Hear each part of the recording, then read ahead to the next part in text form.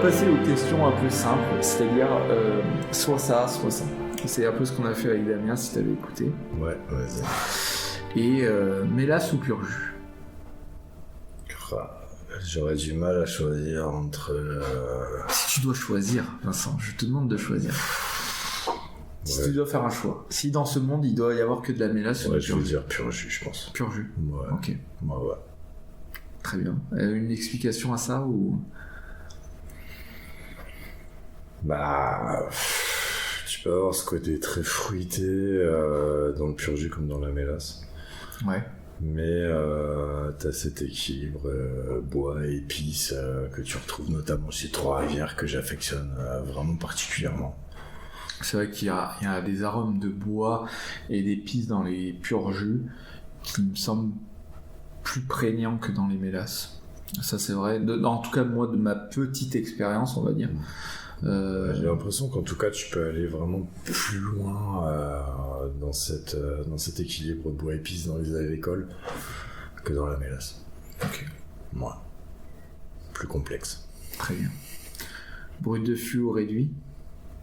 Les deux. Là je peux pas choisir. Ok. Ouais. Autant j'adore le Trois-Rivières brut de fût 2006. Ouais. Quel que soit l'embouteillage. Autant j'adore les single casques réduits aussi. Autant j'adore aussi les HSE Single Casque 2003. Ça, c'est juste des dingueries. Donc, voilà. Pourtant, c'est réduit. Ouais, mais c'est intéressant d'entendre ça parce que souvent...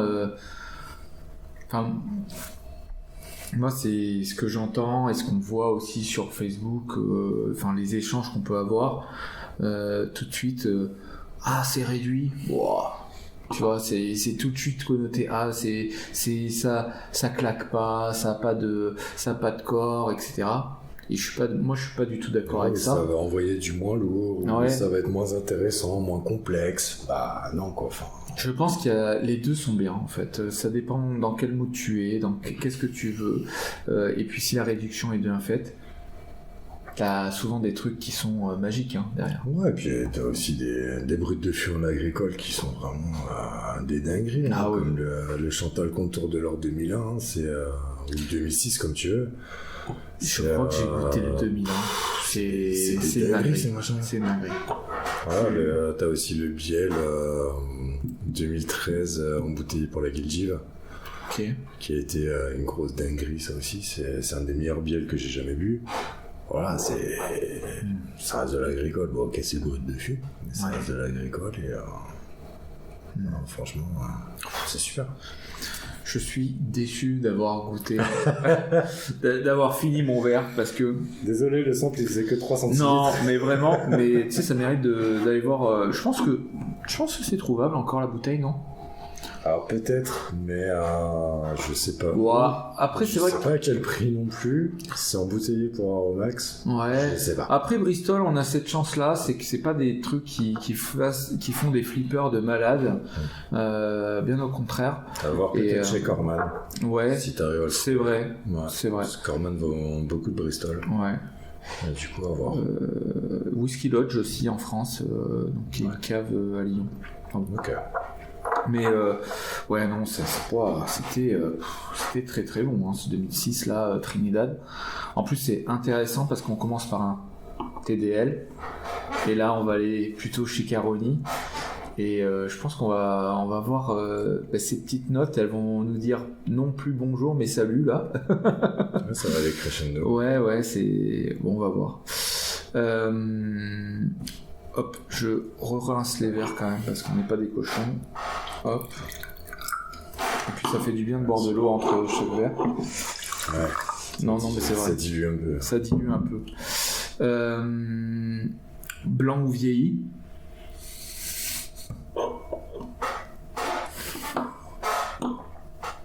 Les blancs, c'est pour un certain usage et les vieillis pour d'autres. Donc, je t'ai dit, c'était des questions simples mais compliquées à la fois. Ah ouais, clairement. Enfin, là, blanc pour moi, c'est les petits punch avec mon pote Damien. Et les vieillis,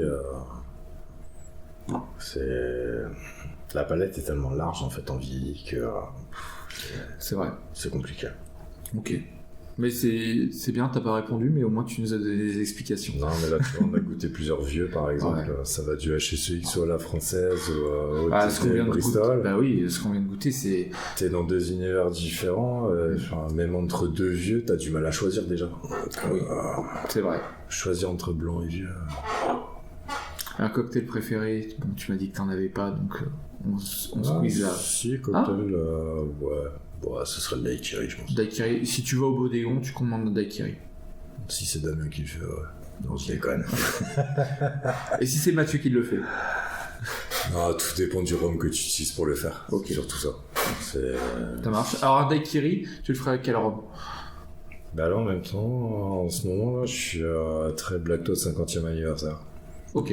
Donc, ouais, c'est pas donné le daiquiri du coup, mais on va trouver ça gâché, mais non, franchement, quoi, c'est 50e anniversaire, c'est quoi? C'est 100... On était autour de 140 € la bouteille. Ouais, c'est ça, j'allais dire 150. Mais après, moi j'aime bien m'amuser avec des trucs que j'ai à la maison, donc voilà, j'avais goûté un premier daiquiri avec le Black Toad dans le canister orange, et j'avais beaucoup aimé.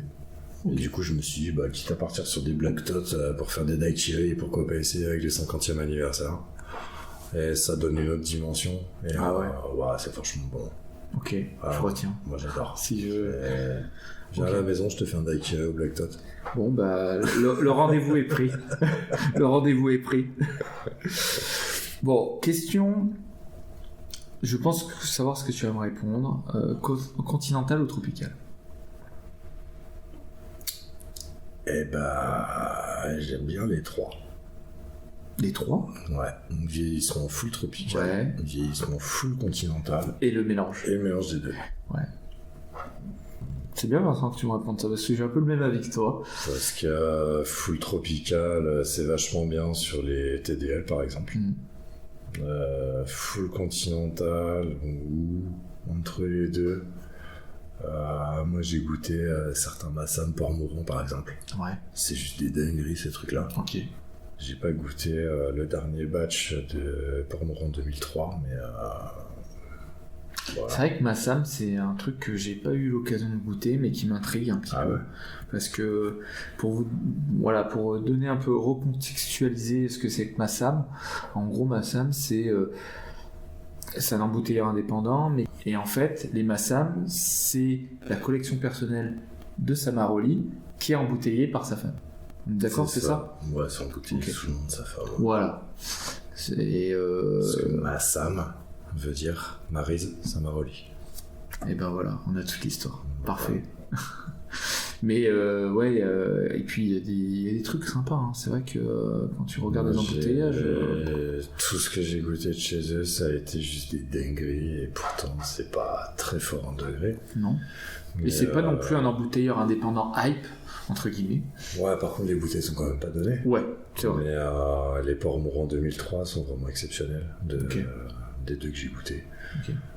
T'as le Ramden 92 qui est juste une dinguerie. Pourtant t'es pas très loin d'eux. Ouais, c'est à combien? 52, je crois. Ah ouais. Si je me souviens bien. Ok. Ou autour de 52 en tout cas. Les Port-Mouron c'est pareil, t'es à 54,5 à chaque fois. Mais le batch 2 et le batch 3 sont vraiment des dingueries. Il y a juste le dernier que j'ai pas goûté. Ok. À 225 € la bouteille, ça commence à faire un peu cher. Mais c'est souvent dans ces ordres de prix. Surtout que le 2, je l'ai eu à 160 €, je crois, un truc comme ça.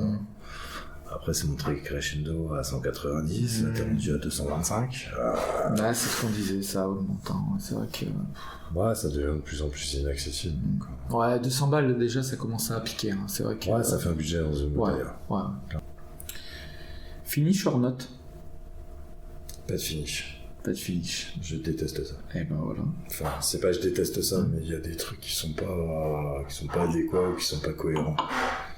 Et, tu vois, je parlais même carrément du vieillissement intégral en fût de chéri du BLVMB. Ouais. C'est pas du tout ma cam, quoi. Okay. Alors après, je sais que j'aime pas du tout chéri, donc c'est... Oui. Et puis là, t'es sur un vieillissement intégral, donc c'est encore autre chose, quoi. Ouais, voilà, t'as vraiment le bois et le vin qui vont dans le rhum, donc c'est pas... Ouais, en gros, toi, ça serait un vieillissement en fût de Bourbon, c'est bon, c'est très bien.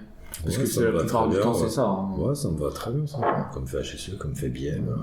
Ou un fût de chêne neuf, brûlé, et puis, brûlé, chauffé, et c'est bon, quoi. Mais ouais, ok. C'est parti ? Un petit peu, ouais. Un petit peu. Merci. Moi aussi un petit peu, comme ça. Tac. Donc là, on est sur le Caroni Aromex de chez Bristol. Il me semble que c'est un 98, si je ne me trompe pas. Je ne vois pas là. Il faudrait que j'aille chercher la bouteille de l'autre côté. Je crois que c'est un 98.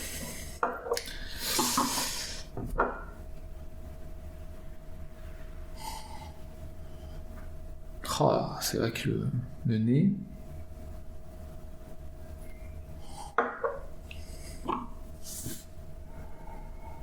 C'est assez subtil hein, quand même. Hein. On n'est pas sur un truc qui te. Même provenance, mais tu vois, un profil différent. Mais totalement. Hein. Là, par rapport au TDL, limite. Tu sens que t'es quand même sur un TDL, mais après. Ouais. Bah, de là à dire qu'on est là sur un Caroni, c'est pas facile hein, quand même hein, au nez. Hein. T'es pourtant sur. À peu près le même degré. Ah. Non, ça sent très très bon. Hein.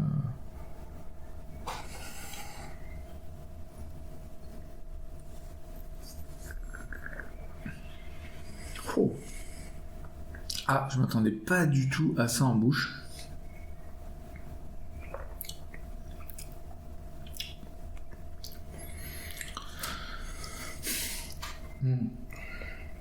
Voilà, t'es entre les deux.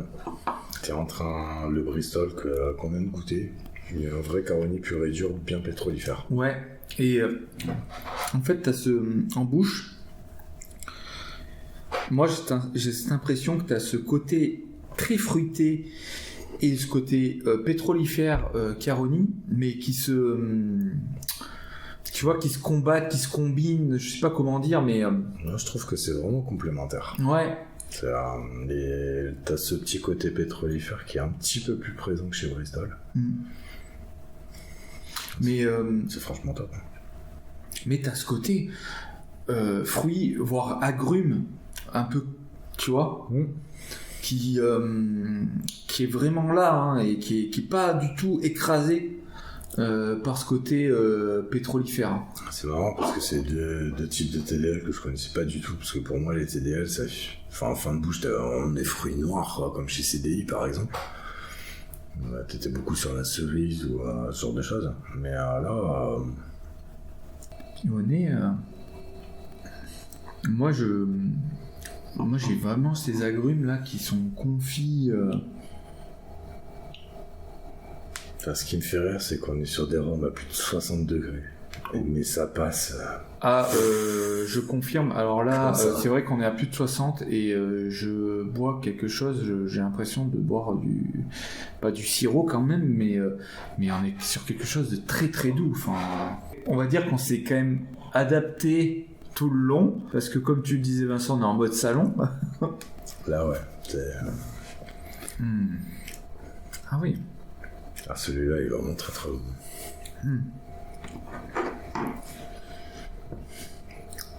Ouais. C'était très très bon. Ouais, t'es vraiment entre le TDL fruité que tu peux connaître et côté un petit peu végétal de Caroni que tu trouves en fin de bouche. Hein, ouais, là, le fin de bouche, tu vois, j'ai cet aspect un peu plein de grâce qui se développe. Ah, c'est très sympa. Après, ça... Enfin, je trouve ça quand même assez gras et ça te tapisse quand même pas mal la bouche, contrairement à certains Caroni qui peuvent vraiment t'assécher la bouche. Ah là, non, pas du tout. Ça peut être vraiment désagréable. Ah non, là, on n'est pas sur quelque chose de sec. Hein. C'est pas du tout astringent. Ah non. C'est vraiment top. Ouais, super. On passe à la dernière partie de la... Allez. l'interview, là ça commence à ça commence à taper un petit peu. Le temps que ça se termine. Hein. Ouais, bon, non, parce qu'on passe un bon moment. Enfin moi, je passe toujours des bons moments avec toi, Vincent. Donc moi aussi, c'est toujours un plaisir d'emmener des choses, de partager. C'est ça le rhum. Alors, là on passe sur la partie déguste. Toi, tes dégustations, comment t'as l'habitude de les faire? Plutôt seul, plutôt entre potes? Ça dépend, et des fois j'aime bien prendre des samples vraiment pour moi tout seul, et c'est vraiment pour poser, boire un verre tranquille, et puis faire travailler un petit peu le cerveau aussi. Ouais, je suis d'accord, c'est vrai que déguster en mode tout seul, où t'es très focus sur ta dégustation, ouais, c'est ça. Ça te permet de ressortir pas mal de choses. Et vraiment te concentrer sur le verre que tu bois, alors que voilà, quand t'es avec des potes, c'est aussi très intéressant. Mais c'est pas la même ambiance et t'es pas trop focus sur la dégustation. Après, comme tu en parles, tu peux éventuellement être influencé par ce que dit l'un ou l'autre. Donc voilà, c'est pas... On passe pour cette fin de déguste et pour déguster ensemble, et comme on a l'habitude de faire pour les interviews, là on est sur un Caroni 1997, embouteillé 2017, toujours chez Bristol. Donc on aura fait quand même 3 embouteillages Bristol, donc c'est quand même pas mal. C'est clair. C'est quand même pas mal. Là je pense que, comme tu disais, on va être sur quelque chose d'un peu plus connoté Caroni. Ouais, je pense que les notes pétrolifères, tu vas les retrouver un petit peu plus. Hein. Mais c'est bien parce qu'en fait, connaissant aucun des 3 rhums, je pense qu'on a quand même eu de la chance de bien les mettre dans l'ordre qu'il fallait pour les notes pétrolifères. Ouais, je pense aussi, ouais, tout à fait. Le premier qu'on a goûté était vraiment assez faible en notes pétrolifères, le deuxième un petit peu plus intense. Ouais, il nous dit bonjour, quoi, en gros. Hein. Voilà, sur le premier... hop. Ouais, il a rien connu sur le dernier, tu sens qu'il y a quand même plus de notes pétrolifères quand même. Pour vous donner un peu c'est vrai que chez Bristol, on n'est pas sur un full tropical en termes de vieillissement. Chez Caroni, contrairement aux Véliers, qui ont été vieillis qui ont été vieillis au Guyana, en fait, au moment où il a récupéré les fûts, notre ami Lucas. John Barrett, lui, il a rapatrié les fûts en Europe, et on est sur un vieillissement, donc là 97, donc c'est mi-tropical, mi-continental, parce qu'il me semble que les fûts ont été rapatriés en Angleterre aux alentours de 2007. Donc là, en gros, on aura eu 10 ans sous les tropiques, 10 ans en Angleterre. On va voir ce que ça donne. Bah on est, oui, déjà c'est quelque chose de différent, on est bien d'accord. Là on ressent bien ces notes Caroni. Là tu les as vraiment, les notes pétrolifères. Ouais. Encore pas tant que ça. Non, parce que, elles sont... T'as ce côté vieillissement continental qui atténue un peu. Tout à fait. Voire même beaucoup. Mais au nez, là toi tu as goûté, c'est ça? Déjà? Un petit peu. Ah, ouais. Mais je me dis que c'est bien qu'on l'ait mis en dernier celui-là. Oui, je suis d'accord, même au nez. Et pourtant t'es quasiment sur du 50-50 en termes de vieillissement. Enfin, soit vieillissement tropical, continental, t'es sur du 50-50 à peu près. Et voilà pourquoi c'est pour moi pas possible de choisir entre du full tropical, du tropical continental et que du continental. Quand tu vois je critique pas, mais quand tu vois les prix des derniers embouteillages Richie par exemple, tu vois leur bielle 19 ans, t'arrives à quasiment le prix d'un SMIC. Ouais. Tu te dis bon bah voilà, il y a le Hamden 83 aussi. Oui. C'est vrai. Après, ça reste très sympa de la part de Richie d'embouteiller des choses pareilles. Mais voilà, c'est pas accessible à tout le monde. C'est compliqué. Mais c'est par rapport au fait que, comme tu le disais, la part des anges est énorme. On a des choses qui... c'est ça, donc tu sors à très peu de quantité, et du coup ça fait très très cher. Donc, c'est pour ça que je peux pas critiquer le prix auquel ça sort. Mais, Par contre, là, on a quand même Ouais, non, on a bien fait de finir par celui-là, je confirme, Vincent, parce qu'il nous aurait cassé le reste, parce qu'on l'a quand même bien, même là en finale, tu vois, j'ai toujours ce côté pétrole, essence, là, qui... Ça efface les 2 premiers qu'on a bu. Ouais, clairement, ouais. Et ce qui est intéressant, c'est qu'on est toujours sur le même terroir. On est à la Trinidad. Bon, alors c'est vrai que le premier était un peu plus jeune parce qu'il était 2006, mais les 2 derniers, ils étaient à peu près du même âge, et pourtant on est sur des choses qui sont totalement différentes en bouche et au nez, hein, clairement. Et le Aromex était beaucoup plus fruité, alors même s'il y avait cette combinaison, mais alors là, pour le coup, le 97... Enfin, le dernier là qu'on goûte qui est... Le premier Trinidad qu'on a goûté, t'es sur 13 ans. Ensuite, t'es sur 16 ans. Là, t'es sur 20 ans. Ouais. Et là... Après, c'est pas les mêmes années, mais... Ouais. Alors, tu vois, plus on le regoute, j'ai l'impression, on a toujours ces notes pétrolifères, mais on arrive à détecter d'autres choses, notamment... Ouais, à choper un peu plus de fruits au fur et à mesure de l'aération. Ouais, on arrive à choper un peu plus de fruits. Oui, parce que pour le coup, j'ai ouvert la bouteille pour Vincent là. Hein. Donc, elle n'a pas eu le temps de s'oxyder ou quoi que ce soit. Hein. Donc, après, ça serait intéressant de la regoûter dans quelques mois, dès que le niveau aura baissé. C'est ça. Et je pense que ça pourrait être intéressant, ouais. Ça peut être rigolo des fois de te mettre 1 ou 2 samples de 3CL de côté, tu vois. Ouais. En étiquetant bien ce que c'est, bien sûr. Il y a des fois, je zappe un peu, c'est pour ça que je le dis. Et puis voilà, tu laisses dans le placard 2, 3, 4 mois. Et, après, je suis un peu. On avait oublié le verre surprise quand même. Ah Bon.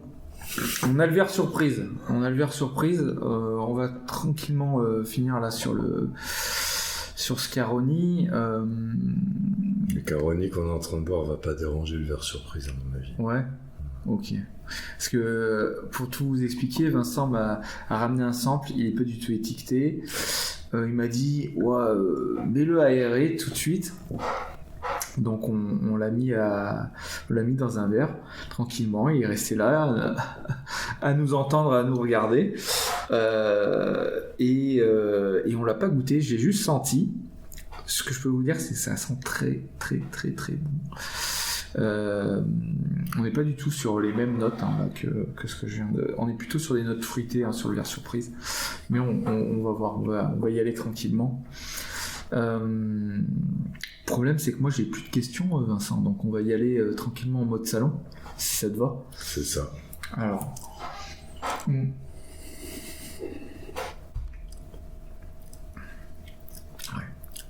Plus de notes pétrolifères, mais vachement accessible quand même. Ouais, je suis d'accord. Alors, il y a peut-être moins cet aspect collant qu'on pourrait trouver sur des full tropicaux. Ouais. Peut-être qui reste bien, vraiment collant en bouche. Là, il y a moins cet aspect collant. J'ai cette impression-là.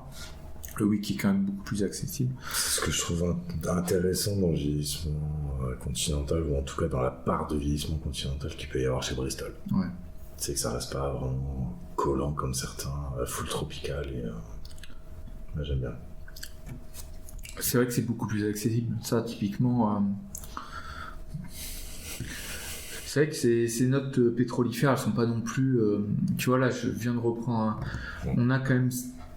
Ces fruits, ils sont quand même là. Ils sont derrière, là. Ils sont là. C'est extravagant, c'est accessible. C'est ce que j'aime beaucoup chez Bristol. Mais et pourtant, là, on n'est pas sur un réduit, malgré tout. Hop.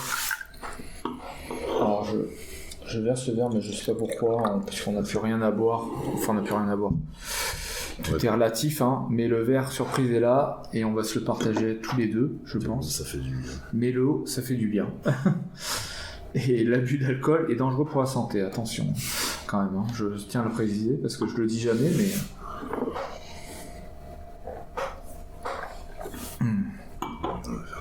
Ah, tu le fais comme ça ? Ok. Un petit peu. Alors moi, j'étais prêt à partager. Vas-y. Moi, je connais déjà. Ah. Bon, le verre surprise. Bah, Ah, surprise, parce que j'aimerais bien déjà que tu découvres d'où ça vient. Et comme je pense que c'est un truc que tu connais pas beaucoup, ça peut être sympa de te faire découvrir ça. Bon, déjà, est-ce qu'on est sur un rhum de mélasse ou un pur jus? Déjà, on va... J'ai la pression, hein, là, quand même. Hein. J'ai la pression. Si t'as bien écouté tout ce que j'ai dit dans l'interview, normalement t'as déjà la réponse. Moi, alors... non, mais... Ah bah maintenant, tu m'as... le problème, c'est que maintenant, bon, je suis... Sincèrement, avant de te répondre, avant que tu me dises ça, je pense qu'on est sur un pur jus. Mais je pense qu'on n'est pas sur un pur jus de Martinique. Voilà. Eh ben déjà, on n'est pas sur un pur jus. Ah bon? C'est vrai? On est sur de la mélasse. C'est vrai? Ouais. Impressionnant. Pour ça, tu vois, je te disais tout à l'heure, entre pur jus et mélasse, ça peut être compliqué sur ce que tu connais. Ouais. C'est pas forcément évident de pouvoir choisir entre les deux. Parce que tu peux avoir des fois des mélasses qui ressemblent vachement à des pur jus et ça peut être compliqué.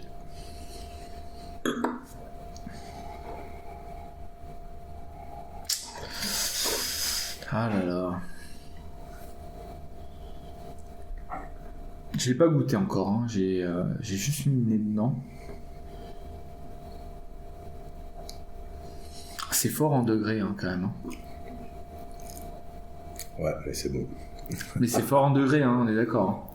Hein. Ouais. Parce que j'ai cet aspect un peu... tu sais, vernis à ongles qui revient au nez. Avec un petit aspect fruité derrière. Ouais, pas tant que ça, je trouve. Hein. Ah bah là, alors c'est peut-être que...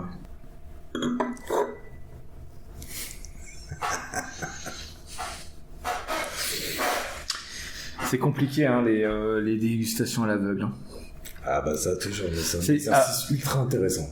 C'est très intéressant, et c'est d'autant plus compliqué sur le rhum qu'il y a une telle diversité que tu sais pas où aller. Mais...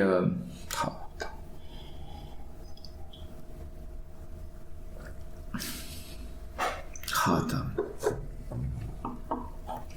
Après déjà, tu aimes ou tu aimes pas? J'aime beaucoup. Ouais. J'aime beaucoup. Alors moi en bouche, j'ai un aspect un peu agrume, j'ai des fruits à coque. C'est marrant. Non? Là, c'est marrant parce que quand tu sais d'où ça vient, c'est pas du tout les marques artificielles. C'est vrai? Ouais. Et est-ce que t'as ça ou pas? Parce que alors peut-être que Alors moi j'ai utilisé le même verre que pour goûter le Caroni. Ah. Ça va être un petit peu plus pétrolifère et moins fruité que toi, je pense. Ouais, parce que moi là... C'est rigolo. T'arrives pas à trouver d'où ça vient? Non, je vois pas. Alors après, ce qui est sûr, c'est que en bouche, j'ai plus l'aspect mélasse que pur jus, ça c'est sûr, parce que j'ai pas cet aspect, tu sais, très épice, poivre et tout. Même s'il y a quand même, enfin, ça titille quand même bien les papilles, hein, ça c'est clair. Mais là, tu me le mets comme ça, moi je te dis que c'est plutôt Barbade, tu vois. Mais je sais que c'est pas ça, parce que sinon tu me... J'affectionne pas spécialement Mais ouais, la Barbade. et voilà. Et moi, là comme ça, j'ai quand même un côté un peu gourmand aussi. T'as le côté gourmand, mais t'as pas ce côté vanille coco très présent. Non. J'ai un aspect tabac là, tu vois. Ouais, t'as plus un côté fruit tabac assez typique des agricoles, finalement. Mais c'est toujours pas un pur jus. Bon, encore moins d'agricole du coup. Mais non, et tu vois, moi par rapport en bouche, hein, j'ai pas cet aspect agricole parce que j'ai pas ce côté, tu sais, très poivre, qui tu sais que, enfin moi j'ai l'habitude de sentir dans les agricoles. Ouais. Et mais par contre, j'ai cet aspect un peu, tu sais, gourmand et tabac un peu. Alors le tabac, je l'ai plutôt en. Par contre, j'ai l'agrume. Là, en première bouche. Donc c'est Bourbon, je pense, casque. Non? sais pas. Bah, je sais pas, dis-moi, Vincent, là, c'est compliqué. C'est marrant les dégustades aveugles. Ouais. Alors c'est marrant pour celui qui sait pas, pour celui qui sait pas. Ouais, c'est vrai. Mais en tout cas, moi, moi, je vous dis ce que je ressens. C'est que j'ai une première bouche qui est très, qui m'attaque bien, qui est quand même très présente en bouche. Donc déjà, je pense qu'on est quand même sur un plus de 60. Un plus de 60 degrés. On a, moi, j'ai une morsure qui est très j'ai un agrume confit et tout, et après ça se déverse plutôt sur un tabac blond, un truc comme ça. Voilà. Enfin, moi, c'est ce que je ressens, comme ça. Après, au nez, il faudrait que je remette le nez dedans. Donc ça, c'était plutôt ma bouche. Après, c'est vrai que pour aller un petit peu plus loin que toi, moi, je vais avoir un petit côté café amer. Et ça, normalement, ça devrait te mettre la puce à l'oreille. Moi, je l'ai pas, là, j'ai ces fruits à coque un peu, tu vois, un peu torréfiés et tout, mais j'ai pas cet aspect. C'est rigolo. Hein. Après, je suis pas très café. Je bois très peu de café, donc. Moi, j'en bois beaucoup. Voilà. Mais c'est pour ça aussi. Mais comme quoi. La note café en général, je la retrouve assez facilement. Ouais. Je peux comprendre, mais. Bon, tu veux la réponse? Bah oui, je veux la réponse. Alors, de quel terroir j'ai parlé tout à l'heure dans l'interview? Antigua. Voilà, déjà. Et ben c'est vrai que c'est un truc que je connais pas. Et ben voilà. C'est vrai. Je le confirme, je connais pas. J'ai parlé d'un embouteilleur que j'affectionne particulièrement. Aromex. Voilà. Donc on est sur un Antigua. Embouteillé par Aromex. Par Aromex, ok. Voilà. Il était sur un Antigua 2014. Ouais. Embouteillé en 2000... je sais plus quelle année. Parce que j'ai acheté il y a pas très longtemps finalement. C'est assez vieux quand même. C'est bizarre, hein, parce qu'au nez, j'ai quand même cet aspect...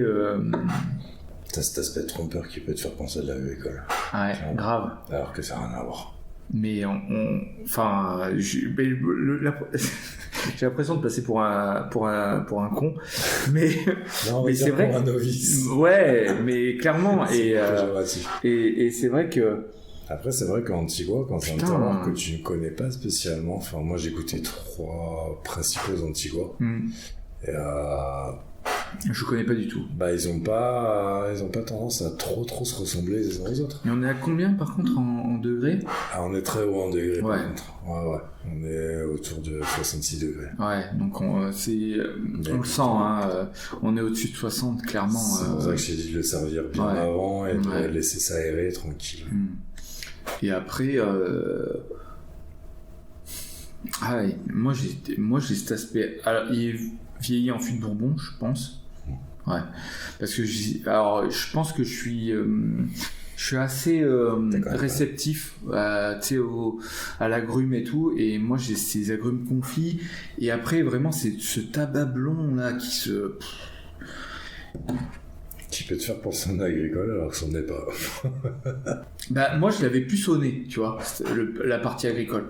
En bouche, bah tu vois, j'ai pensé à la Barbade parce que j'avais cet aspect, parce que c'est assez gourmand quand même, hein. Enfin, tu vois, c'est pas complètement astringent, ça t'assèche pas la bouche, c'est très Antigua. Ouais. Voilà. Je connais pas, donc voilà, comme quoi... Il y en a 3 que je connais très bien, c'est l'Antigua Veulier 2012, blend, parce qu'il y a aussi eu un single casque. Okay. Mais le blend, c'est un blend de 27 fûts quand même.